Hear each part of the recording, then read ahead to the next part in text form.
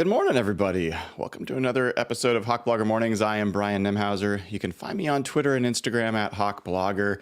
It is a triple pod Wednesday here on Hawk Blogger, and looking forward to going through a lot with you today. And for those that are just joining us for the first time and maybe don't know how these double show mornings work, I create two separate episodes. So we will be in this room together for the next hour, going deep on the Bills versus Seahawks, giving you a first look at all different angles about this game. That's always fun. We'll do that every week. I published my tale of the tape yesterday on hawkblogger.com. We will go through it here today together. You can also check that out there. In the second hour, every other week, we get to hang out with Big Ray Roberts. We will have Big Ray's Rewind. We will go through some film from this game against the Falcons and talk about what Ray noticed. We'll go through some things that don't have to do with film, but we'll hang out with Ray for an hour. So that'll come in hour 2, starting at 9 a.m. Pacific time. And then tonight, of course, Real Hawk Talk will return. Dana O'Gorman will be back with us. Nathan Ernst will be back with us, and we will have some fun there. Not to mention, we get Mike McDonald today. We get some other players today, and we'll get our first injury report today, heading into the big game against the Bills. So Wednesdays are just always chock full of big stuff, and really appreciate all of you being here. If you haven't already, always appreciate it if you can give the show a like and click subscribe. Head on over to patreon.com, join as a member. And just as I say that, Alan Bond, who's been a YouTube member for 6 months, says, Beanie Brian, 9 days till I fly to Seattle. Go Hawks. Hey, Alan, well, looking forward to having you out here. This is a great game to come see. And we actually even got some good news about DK Metcalf. Jeremy Fowler today wrote on ESPN.com that there's a chance DK Metcalf may play this weekend against the Bills. After it was reported he had an MCL sprain, grade 1, mild, but week to week. Generally, that is a injury that will keep a player out 1 to 2 weeks. If DK Metcalf plays, that would surprise me. It would be amazing. I think the Seahawks are staring at that bye week 2 weeks from now, and they're going to want to make sure their best receiver is really healthy. So if he plays this weekend, it's because he really has proven he's ready to go, and that would be awesome. That'd be awesome. Let's see how he feels as the week progresses. And yes, I had to put the beanie on today. Actually, I love a good beanie, and especially as we start getting into chillier weather here in the Northwest.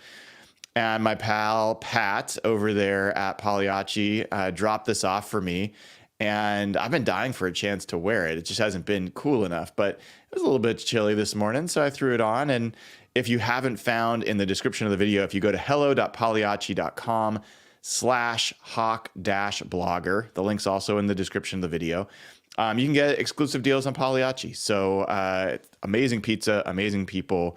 Hopefully you guys all enjoy that. All right, let's get into this first look between the Seahawks and the Bills. And before I get into all the numbers and all the matchups, which I can't help myself, that's why I do this. I've already done that a bunch. Let's just talk about this game at a high level. Let's talk about the fact that it's a really cool opportunity for the Seahawks to have the Bills coming in right now. You went from the high of being 3-0 and thinking, okay, well, this might be a better team than we thought heading into this season. And then you had that really pretty crushing 3-game stretch where, let's go through that one by one for a second, where first you go into Detroit against a Super Bowl contending team who has not beaten you in years and really needed, I think they had not won again in the NFC, or at least they would have been in trouble if they had dropped that game from a conference perspective. And you go in there Monday Night Football, and you're going in there with almost none of your defensive starters, like less than half of your defensive starters, and you lay an egg. Like the defense cannot stop them in any way, shape, or form. They played fantastically, which, by the way, they've done multiple times this year. They're a very good team. And your offense looked fantastic. Your offense almost made that game, almost won that game. Like it had had opportunities there. And so, yes, they lost, but I don't think anyone really left that game feeling like, oh man, we're terrible. I did start to hear like fans and folks were like, man, the defense was awful. There was nothing good. There's no adjustments. Personally, I still look at that game and I don't feel like it said a lot about the Seahawks as a defense. I think it says more about the Lions. Then you come home after the road trip on a short week and you drop one to the Giants. That's the one I think that is stuck in everybody's mind. Team did not respond. Team did not beat an inferior opponent at home. That is never going to feel good. And then that set up what was the trifecta, the big loss to your most hated rival on Thursday night. So all of these things happened in the course of 11 days and all the air got sucked out of the room. Like fans were out on the Seahawks. So now you go into Atlanta, you face a 4-2 Falcons team that was a division leading team, still is, I believe, and you blow the doors off them. Yes, it didn't necessarily feel that way during the game, partially because I think we're all still traumatized by the last 3 games. But 34-14 on the road does not happen very often for the Seahawks. It just doesn't. And as I've talked to you before, that was the first time that the Seahawks have beat a team with a winning record by 20 plus points since 2015. And yes, I'll always give the caveat. I'm not counting the end of 2016 when they beat the Cardinals, when the Cardinals didn't play their starters the whole game. So, that was a big win. It was a big win. You got healthier on the front line on defense. The defense looked, not only was it a big win, but you started to feel like the players that got healthy and the players that were added, Byron Murphy, Roy Robertson Harris, even Josh Jobe, like there were some players that started to look, Mike Jarrell, looked like these guys might be able to help. And maybe they can make this team, like raise the level of this team. So I think that game was a big table setter for this week, because now what you've got a team that some people will tell you is the best team in football, the Buffalo Bills. If you look, I think let me pull it up because I can't stay away from numbers very long. I think what I saw this week is from, Ben Baldwin's got his team tiers that's all based on EPA, and the team tiers there have the Buffalo Bills as the best team in football. Here, why not? I will show this to all of you so you can see what I am seeing. Sure. All right. So you've got this game against a team that is, in some circles, by some statistical models, the best team in football. And you see the Bills over here right next to the Lions. Like they are that caliber of team. Other places you can go, you will find the Bills at like maybe the 5th best team. Generally speaking, it's a really good team. And not only are they a really good team, they've got one of the top 2 quarterbacks in football who can do unbelievable things with the football. And I'll get into some of the details about Josh Allen in a second because there's some interesting stuff there. But you look at that, you look at the 3 games before the Falcons game, and you say, ooh, is this defense really ready to face Josh Allen? Is it really ready to face a Detroit Lions level football team? Is it ready to face a San Francisco 49ers level football team? They weren't just a few days ago.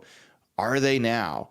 And the cool thing is we get another shot. The team gets another shot to make the case that they are not a mediocre or below average team, that they actually are an ascending, interesting team. And I think, the Bills come in here favored by 3. I think that's a reasonable number to come to. They are the better team. I'm going to say that out front. Like when you have a quarterback the level of Josh Allen and you have the offensive line that they have that's been creating room for the run game, it's just a better team. They are further along in their evolution than the Seahawks are. And they should, if you play the game 100 times, they should win the majority of the times. That's the reality.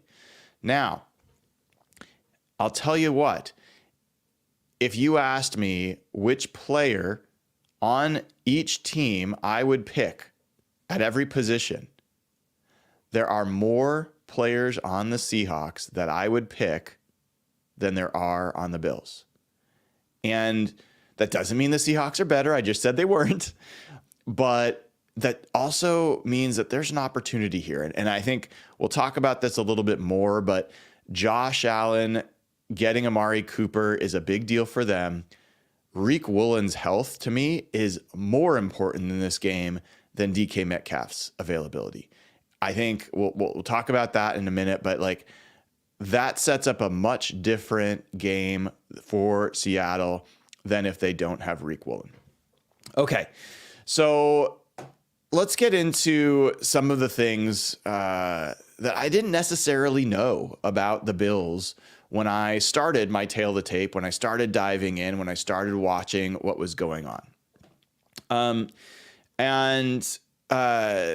First thing I will tell you, and let me I'll pull this up for myself, and then we will decide if you guys want to see this as well. I probably won't share the screen on this one, but the thing is, if you asked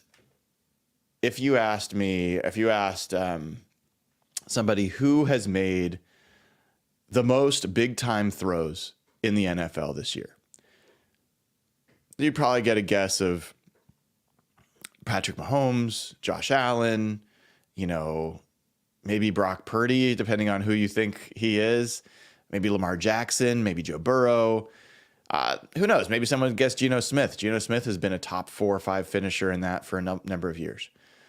Now, big time throws, just for people that don't know, these are throws generally down the field into tight windows that are just rare talent kind of plays.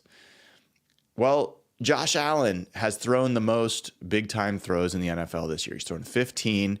His big time throw percentage is 7.4%. Now, on one hand, that is really impressive. Josh Allen can do some things that very few quarterbacks can. On the other hand, anytime you have a high percentage of big time throws, the difficulty of the throws you're being asked to make is also likely pretty high. If we go back, and I actually don't know the answer to this, so we're going to find this out together. If we go back to last year, he was at 6.2%. So he's a full percentage higher. If you go back to 2022, he was 7.6%. So he has this penchant for making these big time throws.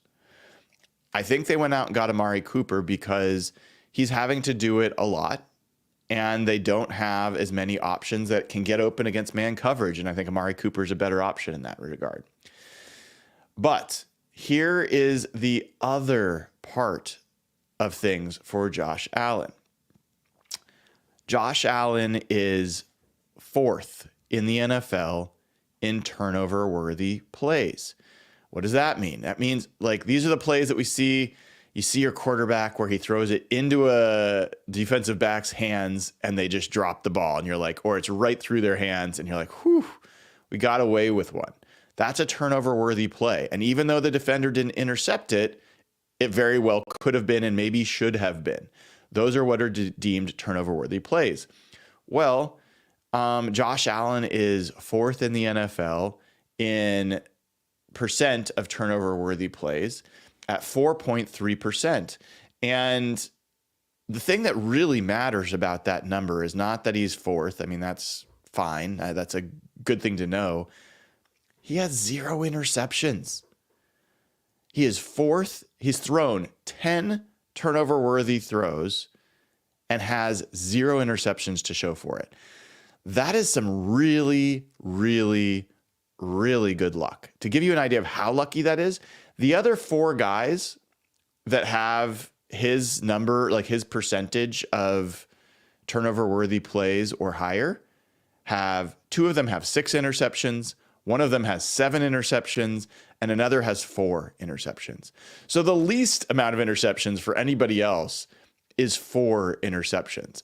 So, this is a guy who, some people would say last year he was kind of on the wrong side of variance. And for people that don't know variance is just a statistical term for, within the realm of possibilities and probabilities, where are you going to fall in this given scenario? Sometimes you're going to be on the high side and get the most. Sometimes you're going to get on the low side and get the least. But generally, you'll move towards the average. So when you've been on the high side of variance, in this case, where depending on how you look at it, if the percentage of your turnover-worthy throws are not being intercepted, then that's a good thing, right?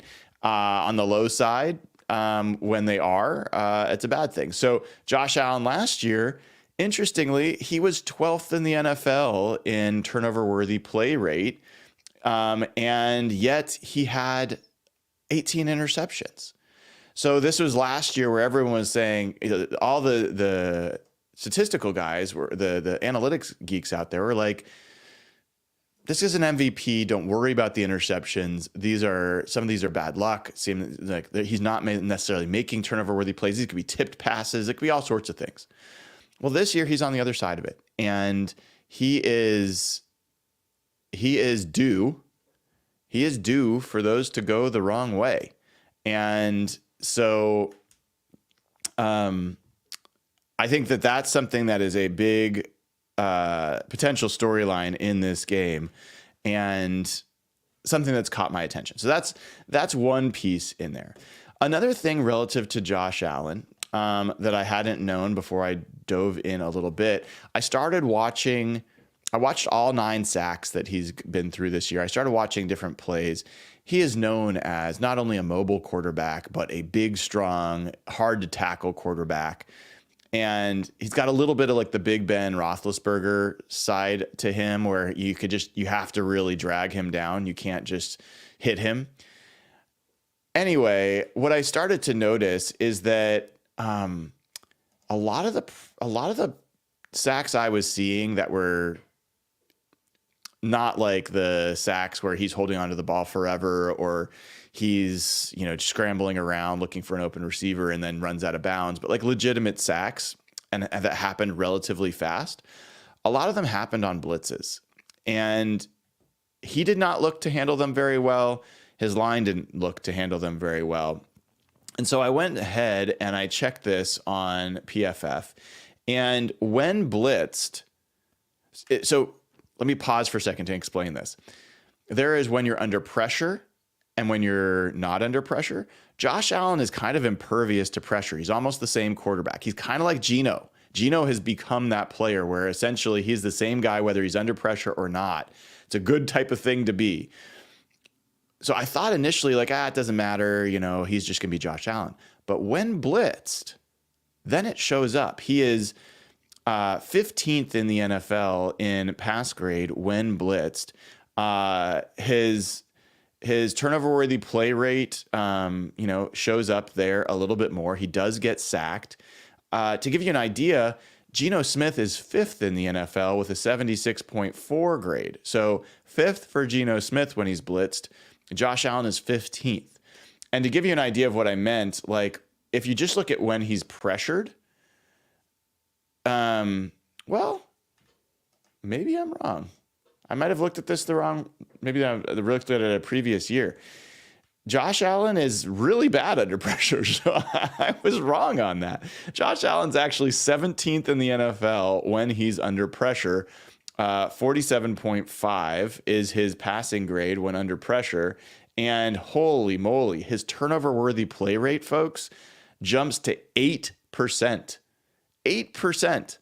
Now it's also interesting, his big time throw grows to 12.5%. So like he's a boom or bust, but when he's under pressure, he's going to make some really bad decisions. And he has so far this year, more so than he has in the past. Now, when he is not under pressure, He is where is he? Oh, he's the 9th rated passer. So 81.5 when not under pressure, 47.5 grade when under pressure. To give you a comparison with Geno is 6th in the NFL in passing grade when not under pressure, 83.9. He is 7th in the NFL when under pressure. So Geno, he's not the same. I think it's wrong to say he's the same quarterback, but relative to the rest of the NFL, he's 7th when not under pressure. He's 6th when under pressure. So he's kind of the same guy in that regard. So what does all that mean? It means pressure is going to be big. The Seahawks happen to be one of the biggest pressure teams in the NFL. Let's take a look right now at Seahawks team. I'm going to go to the NFL for their pressure rate. There's different sites with different ways of calculating this. The NFL Plus has the Seahawks as 4th in the NFL in pressure rate, 40.4%. Now, Josh Allen has faced some of the other teams that are high in pressure rate. The last time he faced a top 4 team in pressure rate, it was the Houston Texans, and they lost that game. So let's take a look at Josh Allen's numbers against the Texans in that game. They weren't great. They were not great. They lost that game 23-20. Josh Allen went 9 for 30 in that game for 131 yards, 1 touchdown, no interceptions. He was only sacked once. But let me pull up for a second. I'm curious how many pressures the Houston Texans got on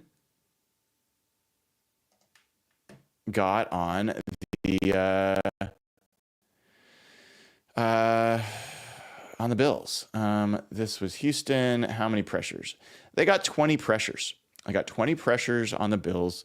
That's kind of been a magic number for the Seahawks. Every single game that Byron Murphy has played, they've gotten at least 20 pressures, and they did it again against the Falcons. So I like the Seahawks' chances of creating pressured opportunities. I think that both Spencer Brown and Deion Dawkins are good tackles. They have a relatively good pass blocking efficiency, but Spencer Brown has had a number of false starts, a number of penalties. I just think Derek Hall's a handful for anybody. I think, and now you put him at home, I think full health for him and Boye Mafe. You add in Roy Robertson-Harris, you add in Byron Murphy, you add in Jaron Reed, who's playing very well, Leonard Williams. I think I like their chances. And this is, again, why Reek Woolen's health is so big. Let's talk about that for a second. So here's the thing. The Bills have been really reliant on their receivers, kind of a ragtag crew. Oh, I should say this for that game that against the Texans where they really struggled. Part of the reason they really struggled is they were missing pretty much all their receivers. So I think Shakir did not play in that game. I'm looking and double checking. He did not. Keon Coleman did, but I think they realized how vulnerable they were. I mean, they had to rely on this guy, Mac Hollins, who's just not that good. And when they acquired Amari Cooper, they give themselves, essentially, they move everybody to the appropriate role. So Amari Cooper can be their number one. And then Khalil Shakir, who's a really good slot receiver and very good after the catch, very shifty, can move to his primary nickel slot role. And then Keon Coleman, who's a talented rookie, but still a rookie, can be a number 3 receiver. He's been kind of a number 3 being asked to be a number 2, and Shakir's kind of been a number 2 receiver being asked to be a number 1. And now with Cooper, they kind of have everything the way that it should be relative to how you'd want this offense built. And so what that means is for the Seahawks, I really like putting Reek Woolen on Amari Cooper. And in fact, we can do this. Let's go ahead and check, how did Amari Cooper do last year with the Browns against Seattle? Ooh, I don't like this. He had a good game. 78.8 grade in that game. Let's go back and look. I go all over the place, folks. So if you're new here, I'm going to follow random tangents that catch my eye, and you guys can just come along for the ride. So let's go back to that game last year, and let's see how Amari Cooper did against Reek Woolen. And let's make sure Reek Woolen played in that game. I'm pretty sure he did. Let's pull that up, and let's go back 2023 on defense. He did play against Cleveland. He had an okay game, 67.5 coverage grade.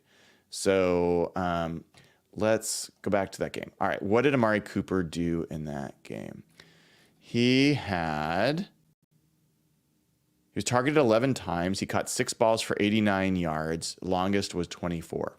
So the point being is these guys have seen each other, but I like Woolen against Cooper a lot more than I would like, anyone else. And the other thing is, if you have Woolen on Cooper, then you have Witherspoon available to potentially go up against Shakir in the slot. That would be a really fun matchup. Those guys, I think Shakir would have an advantage just from an agility standpoint.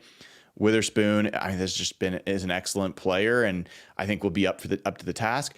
And then it allows you to have, whether it's Josh Jobe or Nehemiah Pritchett or whoever your third corner is going to be, because Trey Brown's not going to be back this week.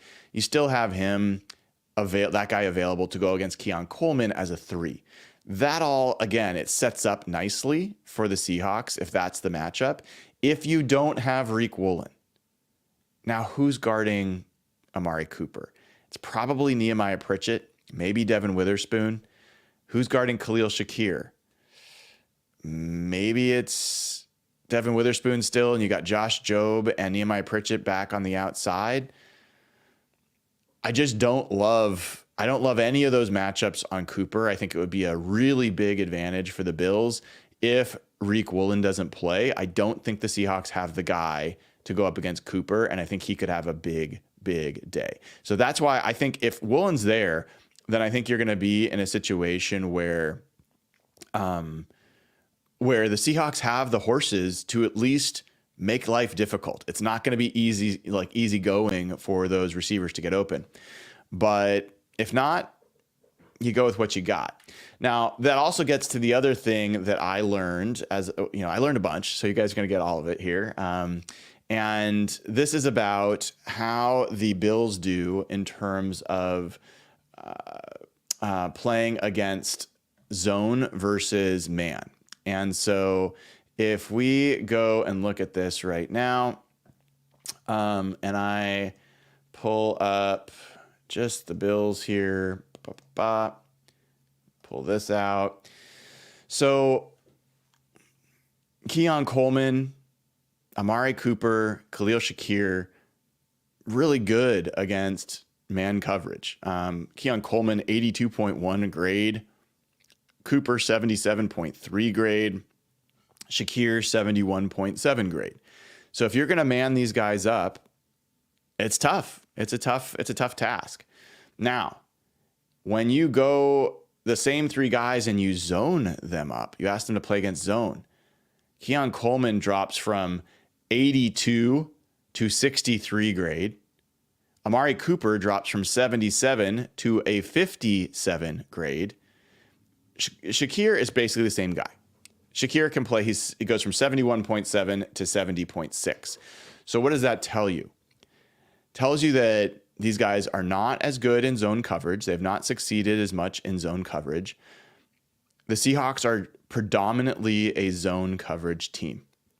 Even though they've got some excellent man corners, and they sometimes will do some match zone where Woolen will track and follow a guy or whatever, they're predominantly a zone coverage team.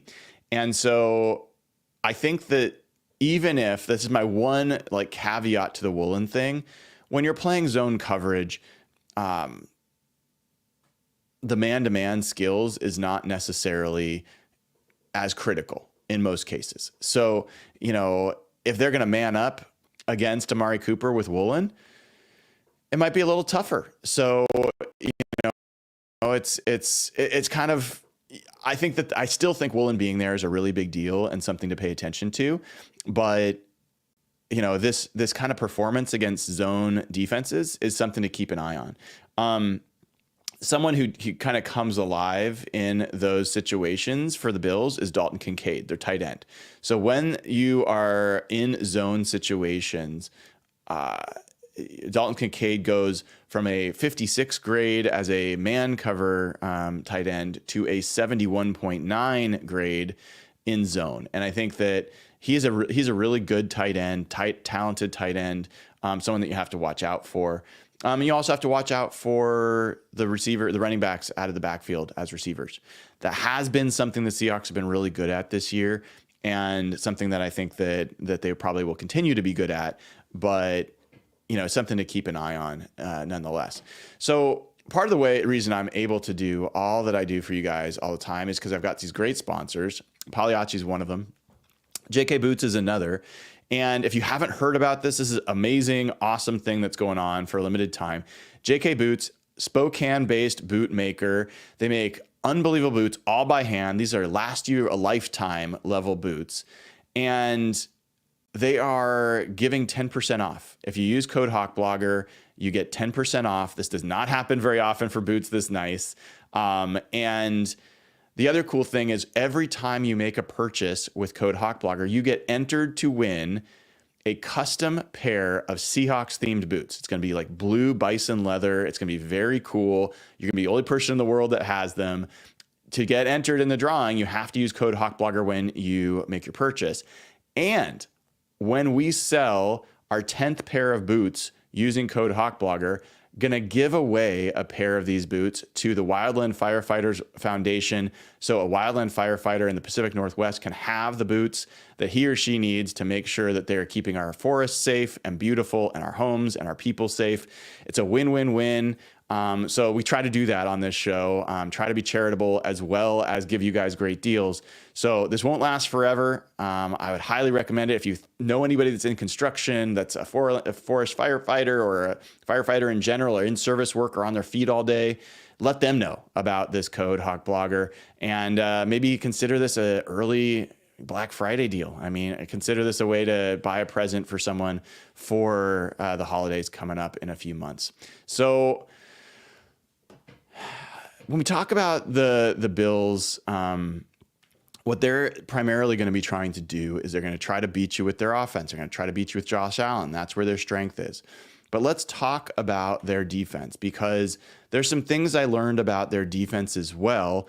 And it was a little surprising. So let me go ahead and share my screen. I will go through my tail of the tape and we will talk about some of these things that maybe not everybody knows about this team. So again, this is my tail of the tape. It's over there at hawkblogger.com. You'll find it every week, usually Tuesday evenings or afternoons.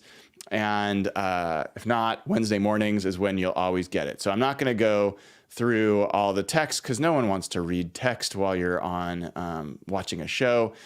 But here's the first thing I wanted to kind of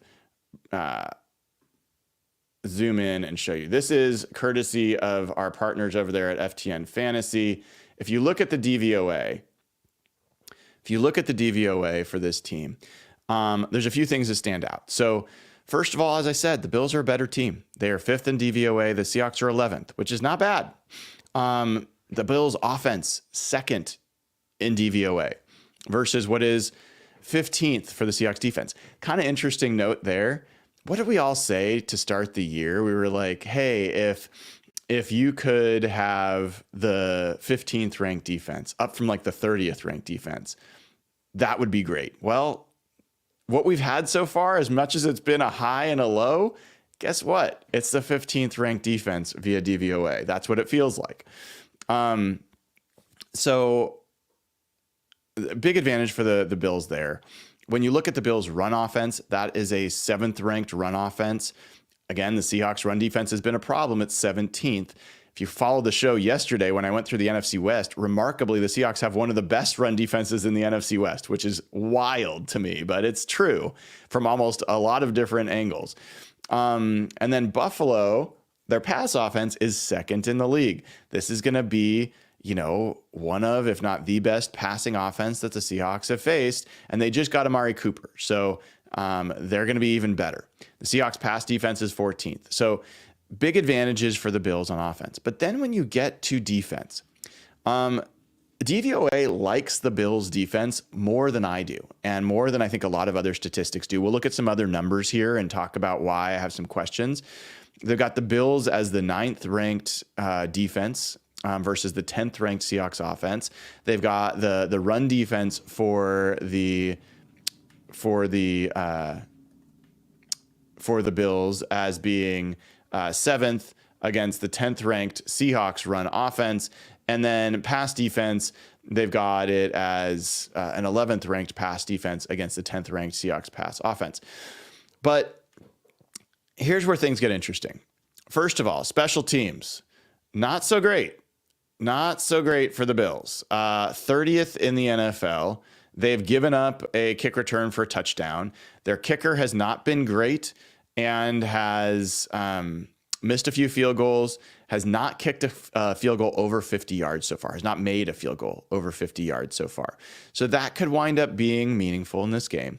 But then the other thing this is why I kind of question this 11th ranked pass defense that they've got in DVOA, because if you look at the Bills and their defense against different types of receivers, 16th against wide receiver 1s, 25th against wide receiver 2s, 26th against wide receiver 3s, 31st against defending running backs as receivers. 31st. There's only one team worse. And so Kenneth Walker is going to be huge in this game. I mean, you could probably say that every week because he's a very good player. But especially in this game, especially against a team that plays a lot of zone coverage, similar to what the Falcons do, although the Bills, we'll talk about this in a second, give up big, explosive plays. They do it on the ground. They do it through the air. So it's going to be important to keep an eye on this, but I think that there's going to be some opportunities for the Seahawks receivers, and we'll see if DK Metcalf does not play this week. I think you're going to see JSN move out of the slot, play some more on the edge, show off what he can do there. I think you're going to get more Tyler Lockett. You'll start to get Jake Bobo. I think Laviska Shenault and Derek Young could get some more snaps. I think one of the things I noticed when I watched the Bills play defense is that they give up some yards on screens. They give up some yards on quick screens out to receivers, like attacking the edges. The Titans early on in that game last week were kind of only doing that. I mean, they kind of spammed it to where it's like, okay, you got to do some other things as well. But where they were finding luck is running straight up the middle and these quick screens out to receivers. If you have Laviska Shenault and Derek Young and Jake Bobo getting more snaps, those are big, powerful, strong guys that can be really good blockers and are good after the catch. I think you could see a little bit of that in this game.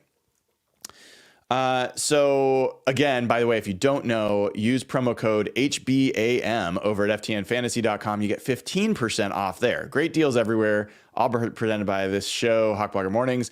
It's less than $8 a month for FTN Plus if you go over there. So ftnfantasy.com gets you all the DVOA, all of the Stats Hub data. A lot of the data I use for this show comes from FTN Fantasy. So great deal over there. Best like insights engine for the NFL. It's really cheap to get. So promo code HBAM. All right. Seahawks offense. How does the Seahawks offense match up with the Bills defense? Well, this is a statistical look, and a couple things that jump out here. Yards. Like the Bills are 20th in the NFL in yards allowed. So they have given up a fair chunk of yards, even though they've done all right in points. So, they're 8th in points, but they're 20th in yards allowed. They're 16th in yards per play. So they are at best an average team. If you look at EPA per play, it's a little bit better, but they're 11th there. But this has, I think, been a defense that's had a lot of injuries.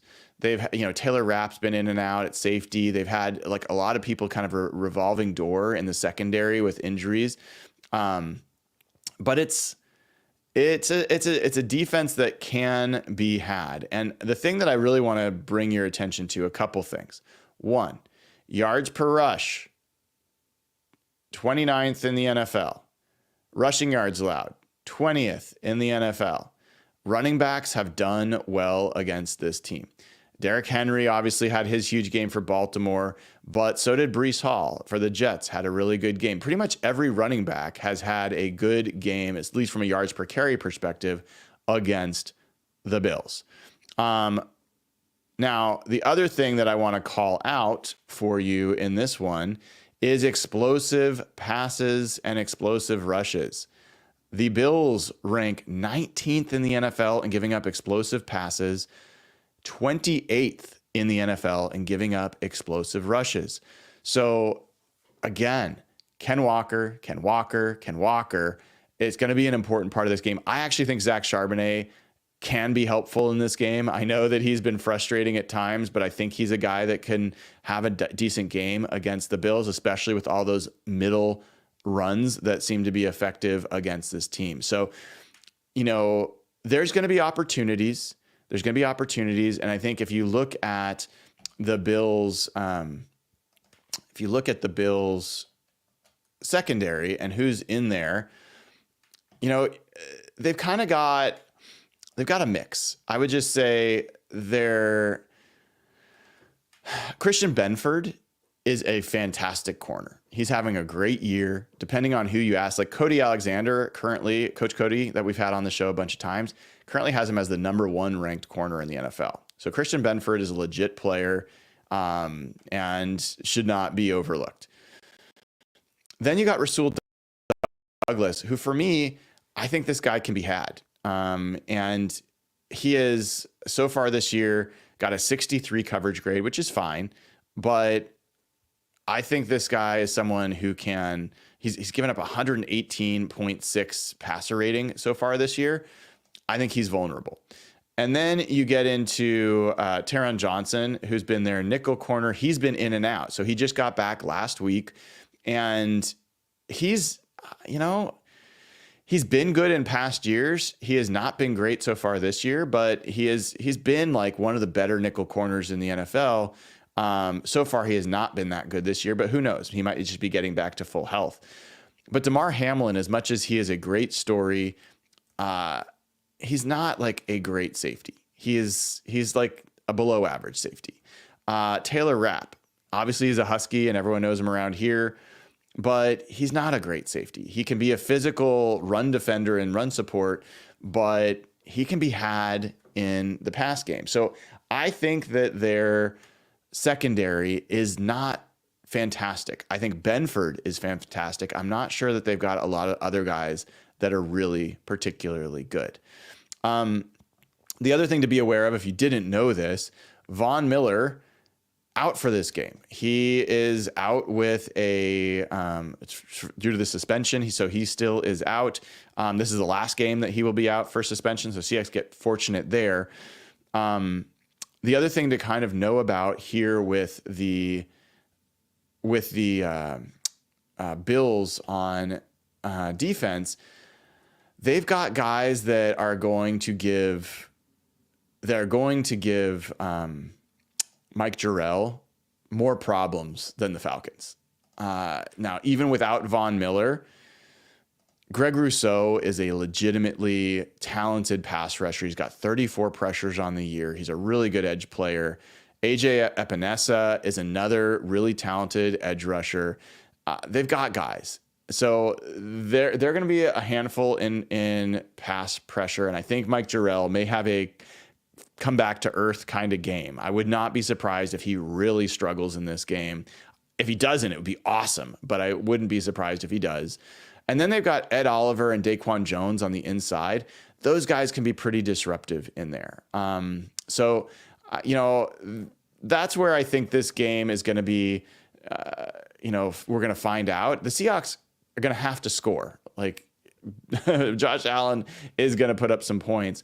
But for what it's worth, the Bills' only losses this year, their 2 losses have come when they haven't scored more than 20 points.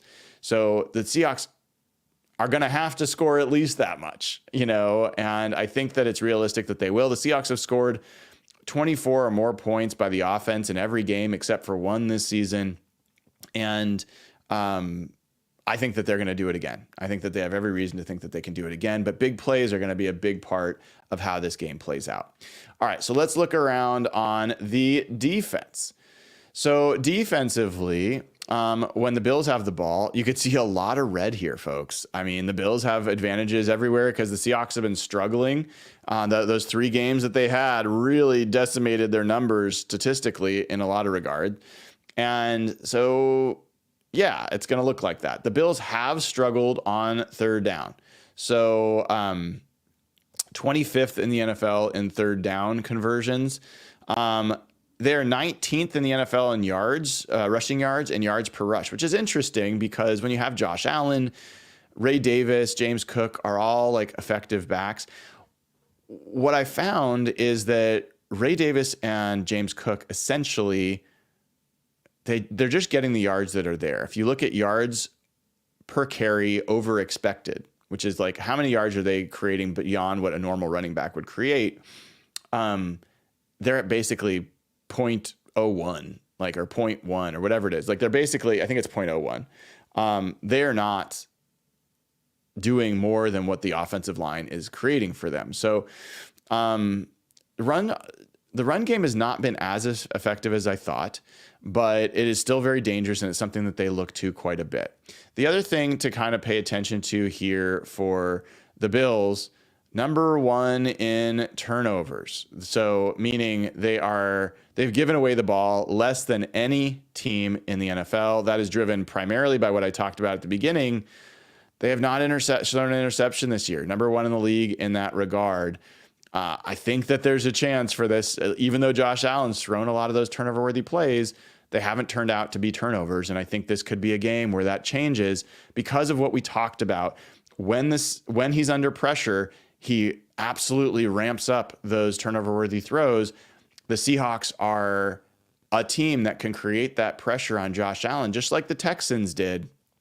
And if you have some of that coverage from Reek Woolen and Witherspoon and whoever is the third corner, you should have the combinatorial effect you're looking for of forcing him to take a little bit more time, because Josh Allen takes 2.84 seconds to throw, one of the longer to throw guys in the league. There should be an opportunity to create pressure. There should be an opportunity to cause some poor decisions. And then you just got to hope that you get fortunate like you did in Atlanta, where the ball went to you as opposed to going and hitting the turf. The Seahawks got some of those interceptions and got some of the scoop and scores that they just haven't been getting so far this year. The other thing that I'll show you here on Tail of the Tape, again, you can find this over at hawkblogger.com every week, is from a special teams perspective. As I said, they have not made any field goals over 50 yards. And the other piece here is, this is a really bad coverage team. They are 25th in the NFL in yards per punt, net yards per punt. They are 30th in the NFL in average kick returns allowed. They've allowed a touchdown. I think it was 2. Oh my gosh, DJ Dallas of the Cardinals, formerly of the Seahawks. So the Seahawks have won on their side with Laviska Shenault. I think D. Williams has been doing better lately as a returner and had another nice return last week. So, that's kind of where things stand as far as this matchup goes between these two teams. I think you're going to see a Bills team that should be favored.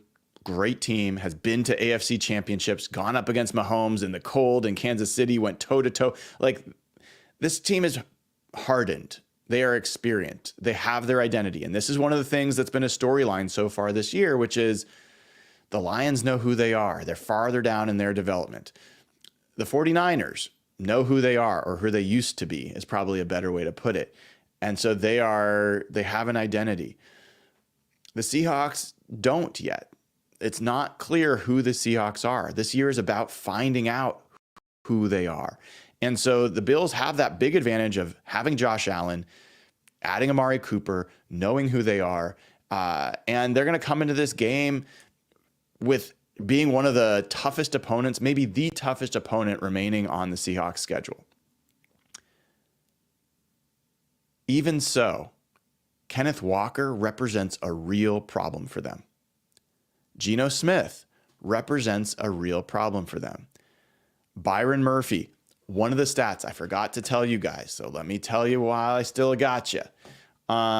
If you look at where pressure is coming from for the Bills, it is coming primarily from the center and primarily from the center and let me make sure I got this right. Center and right guard position. So they are third in the NFL in pressure rate allowed by their center. 20.9% of all the pressures allowed are coming from the center position. 22.4 are coming from the right guard. So the interesting thing there is that that's interior, right? Who have we talked about? Byron Murphy, Roy Robertson Harris, Jaron Reed, Leonard Williams. I think the Seahawks are in a really good spot there to create some of that internal pressure. We've seen all these great clips, Byron Murphy just ripping people up in the Falcons game. I think there's going to be another opportunity in this game to do the same thing. The other thing to know is Tyrell Dodson, Leslie Frazier, they played in Buffalo. They are coached, depending, and they know this team well. They have a lot of information. Who else has that information? Jerome Baker played for the Dolphins, played against the Bills multiple years, knows that team, knows their tendencies, knows the quarterback. I think those things don't make or break these games, but they certainly can help. So I feel pretty good about the fact that the Seahawks have an opportunity to do something pretty fun this weekend. And let's be real. Goal number one is to be friggin' competitive. Like, be competitive on both sides of the ball. Don't be in a situation where the Bills just go and do whatever they want. The way it felt like initially the 49ers did, the Giants did, the Lions did. The other thing to keep in mind is, or one thing that I also forgot to mention, this is kind of interesting to me. The Bills, I looked at this. Obviously, I've talked a lot about light box and how the Seahawks have been doing a lot of light box this year on defense. And again, for people that don't know light box, that's when you have fewer than 7 defenders near the line of scrimmage. The Seahawks have been struggling. They actually have done better the past couple games in light box. So when teams are going against the Bills in light box, they're 25th in the NFL in yards per carry, which I thought was pretty interesting. And I think EPA per rush, let's check that. Where are the Bills? Yeah, so like they are, oh, maybe it's success rate. Success rate, they're a little higher. They're like 15th in the NFL. But generally speaking, they haven't been as successful going against light box. So I think there's a chance for the Seahawks to not only be competitive, but I think they can sneak a win. And it would be a sneak. Like I've said multiple times in this show, I think that the Bills are a better team, but I think the Seahawks have a legitimate chance to win this game, especially if we can get the home field advantage, which would be nice. I do want to recognize Graham Parrington, a new member of the show, of the channel. So happy to have you, Graham. Thank you for coming. It's great to have people join. If you haven't joined already, please think about doing it. As a YouTube member, go over to patreon.com/hawkblogger, join there as a member. You get access to the Slack channel, which, by the way, every week for Real Hawk Talk, you get to ask questions. I don't have time today to do voicemails. I will probably get to those tomorrow. But if you want to leave me a voicemail, it can be about football, it can be about work, it can be about life, whatever, or a joke, whatever you want to do. Record a voice memo on your phone using your phone, and then attach it to an email and send it to me at brian@hawkblogger.com, and I will play it on the show, and we'll have a fun time listening and talking about it together. So we'll do voicemails probably tomorrow. Right now, we are getting ready for Big Ray Roberts to join us here in just a couple of minutes, 9 a.m. Pacific time. We will start with Big Ray's Rewind to continue hour 2 of episode 213 of Hawk Blogger Mornings. Later tonight, Real Hawk Talk, 6 p.m. With Dana O'Gorman and Nathan Ernst. So lots more to come. Thank you, everybody who's tuned in so far. Hopefully you will tune in right now when we switch over to the new stream in just a couple minutes at 9 a.m. Again, if you haven't given this show a like and click subscribe, please do. Would appreciate it. And if you didn't see it, I was on Fox 13 with Aaron Levine last night doing Washington Sports Wrap. I think that's going to be up on their website somewhere. I'll try to send a link to it. I was on TV. Look at me. So that was fine. That was fun. Aaron's great. I like Aaron. It was good to hang out with him. I love Alyssa Charlton as well. She's great. And so I was happy to help them out. And, I have no idea. I don't know who watches TV anymore, to be totally honest, but I'm kind of curious to see if anybody saw it. But it was fun. It was fun to kind of see that side of the camera and all that goes on there. All right, everybody. This has been a first look at the Seahawks versus Bills. There might be a second look this week. Who knows? I'm very fired up about this matchup. I'm really looking forward to seeing what comes of it. You can find me on Twitter and Instagram at HawkBlogger, and you can find me in just a few minutes on the channel. I'll tweet it out as well, the link to the second hour of Hawk Blogger Mornings, which will be Big Ray's Rewind. Until then, take care, everybody. I'm Brian Nemhauser. This has been hour 1 of episode 213 of Hawk Blogger Mornings. Take care.